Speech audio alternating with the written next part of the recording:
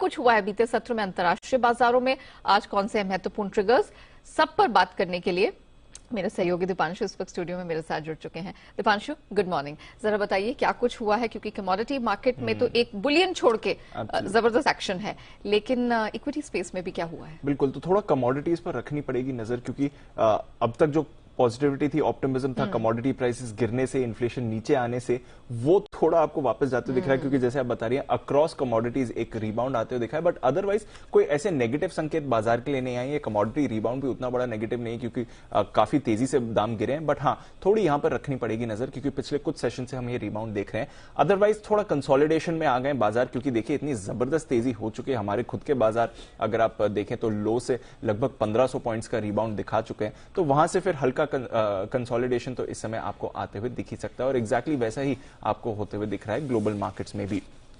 बात करें जहां तक आज के ट्रेंड की बात है, तो ऑफकोर्स जापान के बाजार आपको 2-2.5% ऊपर दिख रहे हैं, क्योंकि कल बंद थे, तो परसों की यूएस की तेजी और कल की एशिया की तेजी के लिए आज वो भरपाई कर रहे हैं। बट अदरवाइज बाकी मार्केट्स हल्की सुस्ती दिखा रही है। हमारा एसजीएक्स भी कुछ ज्यादा बड़ा मूवमेंट नहीं दिखा रहा है। अमेरिकी फ्यूचर्स भी लगभग सपाट ही है, हल्की बढ़त के साथ इस समय ट्रेड करते हुए दिख रहे हैं। कल एक कंसोलिडेशन वाला दिन था जहां तक यूएस मार्केट्स का सवाल है।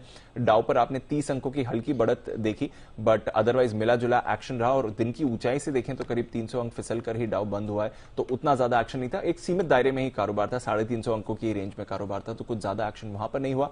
हाँ, आईटी में थोड़ी मुनाफा वसूली आपने फिर से देखी है, क्योंकि एक बड़ा रिबाउंड भी आईटी में आया था, तो नैस्डैक करीब 0.6% फिसलकर आपके लिए बंद होते हुए दिखा है।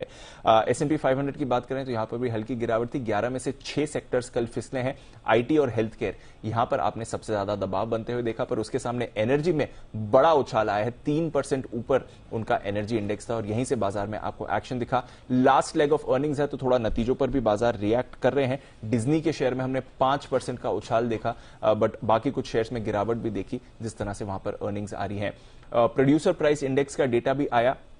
जून में 1% था, इस महीने 0.5% ही आया, 0.5% आया, तो वहां पर भी जो गिरावट रही है वो काफी अच्छी रही है, और उससे भी थोड़ा बाजार का सेंटिमेंट सुधरा है। आज कंज्यूमर सेंटिमेंट डेटा आएगा, एंड अगेन ये बहुत इंपॉर्टेंट रहता है यूएस के लिहाज से लेकर, फेड पॉलिसी को लेकर। तो देखते हैं कंज्यूमर सेंटिमेंट, रिसेंट ये जो स्लो डाउन हुआ है या फिर इन्फ्लेशन गिरा है, उससे कंज्यूमर सेंटिमेंट पर कैसा असर पड़ा है, ये भी देखना जरूरी रहेगा। यूरोप की बाजार की बात करें तो करीब 0.5% फिसल कर बंद हुए। अगेन कुछ ज्यादा बड़ा एक्शन वहां पर नहीं था, पर हाँ, कमोडिटीज पर रखनी है नजर। सोने चांदी में ऊपरी स्तरों से आपने दबाव देखा है। डॉलर इंडेक्स 105 के नीचे, तो वहां पर कोई प्रॉब्लम नहीं है। पर हाँ, कच्चा तेल 94 पर इस हफ्ते हमने शुरुआत करी थी नेहा, जैसा आप बता रही हैं 6-6.5% की मूव आ गई है। 99 पर अब आपको कच्चा तेल आ गया, तो वहां पर डेफिनेटली आपने बढ़त देखी है।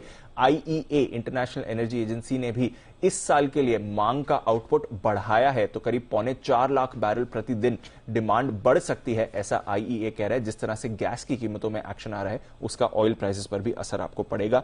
मेटल्स में हम देख रहे हैं कि लगातार पिछले कुछ दिनों से रिबाउंड है, और अभी अगर आप बात करें, एल्यूमिनियम 7 हफ्ते की ऊंचाई पर है, जिंक 2 महीने की ऊंचाई पर है, निकल 2 हफ्ते की ऊंचाई पर है। कल भी एक बड़ा बाउंस यहां पर आपने आते हुए देखा। कॉपर में हम एक्शन बनते हुए देख रहे हैं। एग्री कमोडिटीज में भी हमने एक्शन बनते हुए देखा है। गेहूं 2 हफ्ते की ऊंचाई पर है। चीन और कॉटन में रिबाउंड आया है। कॉफी प्राइसेस रिसेंटली काफी ऊपर गए हैं, तो कमोडिटीज पर थोड़ी रखनी पड़ेगी नजर। रिसेंटली ये जो रिबाउंड आ रहा है, बट अदरवाइज ठीक ठाक संकेत है जहां तक मार्केट्स का सवाल है। चलिए, तो किसी तरह की भी टेंशन फिलहाल स्पेस में नजर नहीं आ रही है। इक्विटी स्पेस में कमोडिटी की जो कीमतों में रिबाउंड दिखा है, वो कितना सस्टेनेबल है, इस पर ऑफ कोर्स हमारी नजर बनी रहेगी। बहरहाल शुक्रिया आपका दीपांशु, वो पूरी डिटेल्स रखने के लिए।